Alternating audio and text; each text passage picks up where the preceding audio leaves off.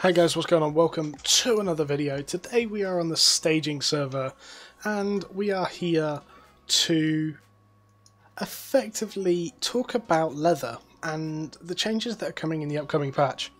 So in the upcoming patch we have a change coming to what used to be the energy and health point, hit point regen on leather armor. And it's being changed to something called Constitution. It's been changed from Constitution to Balanced Mind. Balanced Mind increases your damage and heal power by 1.5% and incoming damage is reduced by 1%. And obviously it's the same on the chest and it's the same on the helmet. Now, I figured with this, so this in total gives you an extra 7% damage, and I believe I worked out to be 4% damage reduction taken.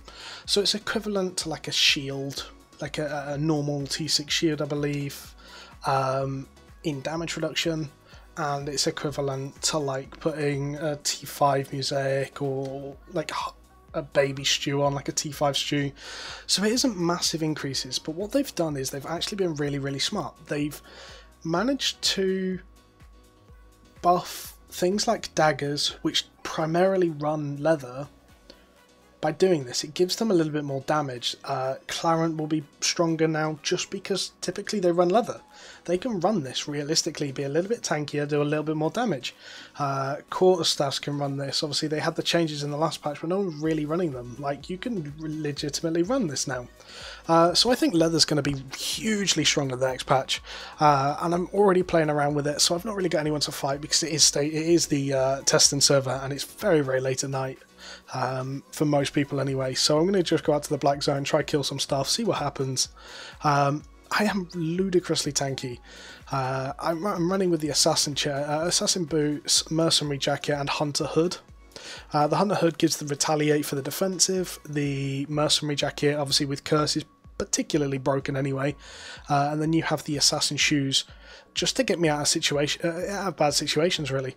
So I don't think there's leather in here, so I actually wanted to go and try and solo a tier 8 leather mob as well, hide mob, just to see what they're like now, because I'll chuck that in this video as well, you know.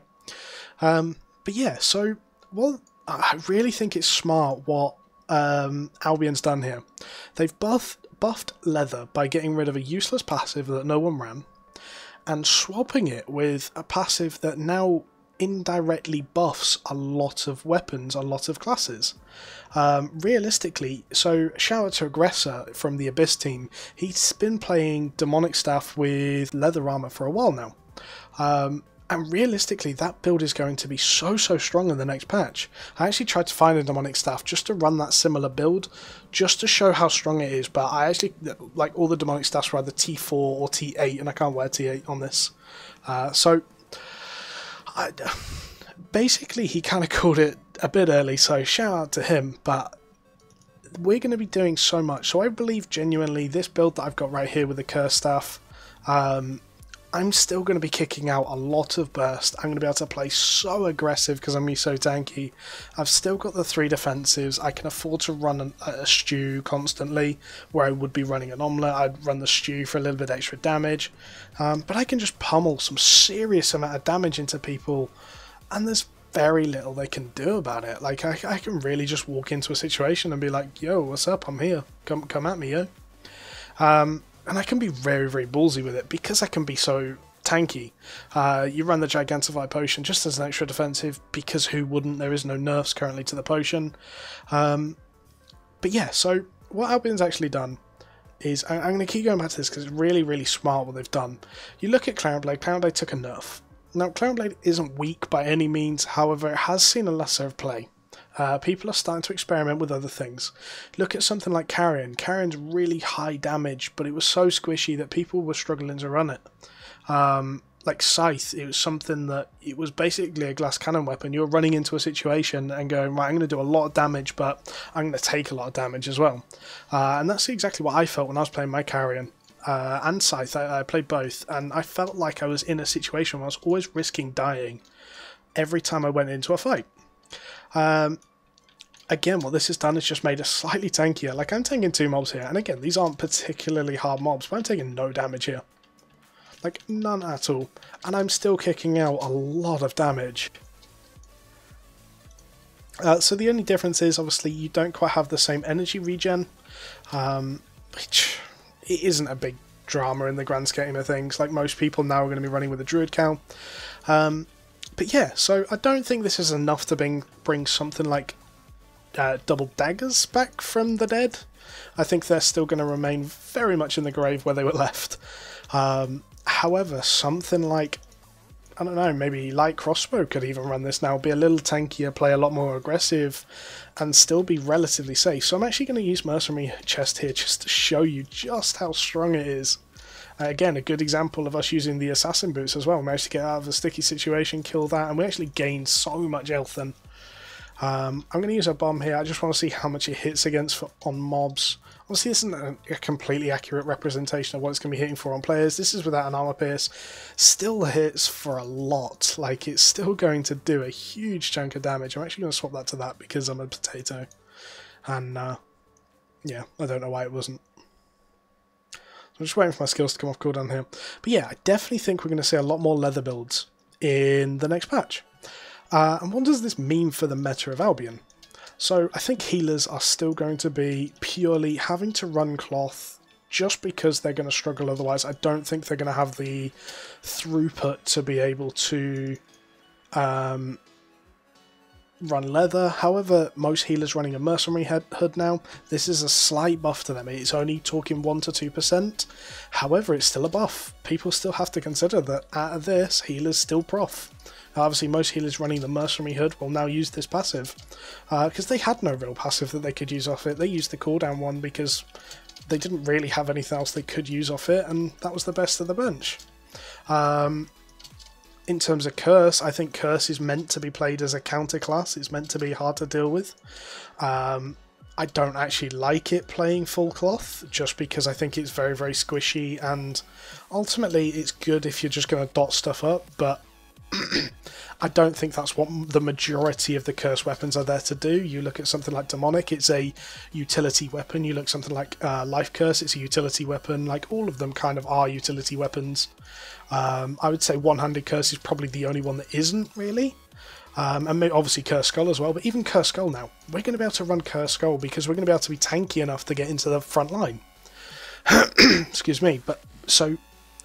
Fire, I still think Fire and Frost are going to stick with, well, certainly Fire are going to be sticking with the cloth builds just because they need to put out a lot of damage.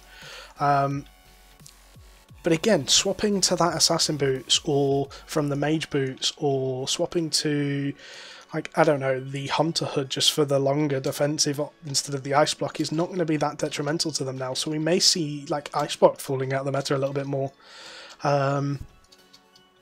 We're going to see so much change in the next patch. We may see, I don't know, maybe even tanks dropping into using 1 or 2 leather pieces. It's not going to do much for them, but it's something, and they're not going to lose too much tankiness for it. Obviously, a big thing for tanks is that they need the plate for the increased CC duration. However, if more people are running leather, then maybe CC duration isn't going to be such a big thing. Like, this whole slight change to the leather could make such a big difference to the meta. You imagine this, right? At the moment, we typically have at least 2 clothies in every single group, maybe even 3 in like the cloth heavy groups. Next patch, I would place my bets to say you're going to see 1, maybe 2 at most in almost every group, and you're not going to lose much by that, truthfully. Like, I think that's a legitimate thing that you could do, and that's going to change so much. People are going to be tankier. You're going to see a lot less people getting bursted down. I think this is going to change a lot of people's build paths potentially for launch, and this is good. I like the fact that they've done this. They've indirectly buffed so many things by doing this, but they've not done it by so much that they've broke it. So thumbs up to you, Albion, to Sandbox. You've done a great job with this. Like, this change has actually, they've looked at something that is completely unused. Constituents, or whatever it was called. I literally don't even know what it's called because it was literally never used. I don't know any single build, potentially like old school double-bladed staff when they needed and they had really high energy costs, but even then, like, I don't see it being run. So the fact it's being changed, and it's being changed to something that is going to bring things into the meta. Like, you Clarent Blades or you Carrying Callers now are going to be an extra 4% tanky, and that doesn't sound much, but realistically when you're talking to PvP, how many times in a fight have you dropped someone down to like 10% health? That extra 7% damage increase or 4% damage reduction on yourself could make the world of difference. So again, just throwing it out there, I really like this change. I hope it's going to bring a big change to the meta. I really think that could happen. I think it's actually going to push tanks out a little bit, just because I just think they're not going to be doing so much on the leather armor. I might be completely wrong with that. It's just a completely random guess. But yeah, playing around with this, I can definitely say if I play Curse, I'm going to be swapping my build to a leather build. The whole point of Curse is that you play sort of a counter thing, something that's hard to deal with, and I think leather makes that a perfect role. Shout out, like I said, to Aggressor. He kind of called this ages ago and started playing leather then, and he's made a good job of it, and I bet he's glad now that he has, because it's definitely very, very strong. So anyway guys, thank you for watching. Tomorrow's video is going to be a bit of an announcement video. We've also got the giveaway that we're going to announce tomorrow as well, so definitely tune in for tomorrow's video. Sorry this is a bit later than usual guys, it's been a bit of a crazy day unfortunately, so yeah, thank you for watching guys. I hope you enjoyed this video. Tell me in the comments below what you think about the leather change, whether you like it, whether it's changed your build plans at all, anything like that.